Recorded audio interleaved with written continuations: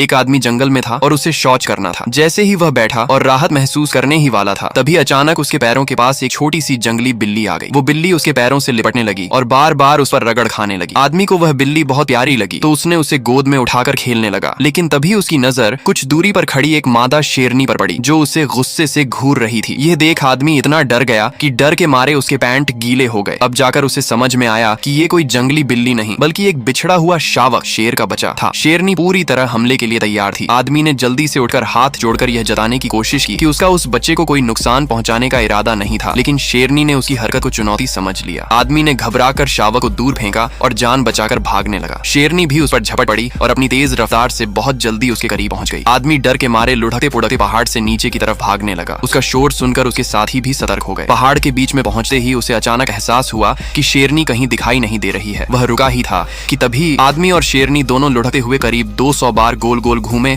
और फिर जाकर अलग हुए। शेरनी थोड़ी देर के लिए चक्कर में आ गई। इस मौके का फायदा उठाकर आदमी झट से उठा और अपनी जेब से एक बोतल निकाली जिसमें बेहोशी की दवा थी। जैसे ही शेरनी उस पर दोबारा झपटी, आदमी ने सही मौके पर उस दवा की सुई उसके शरीर की नस में घुसेड़ दी। बेहोशी की दवा तुरंत असर कर गई और शेरनी आदमी के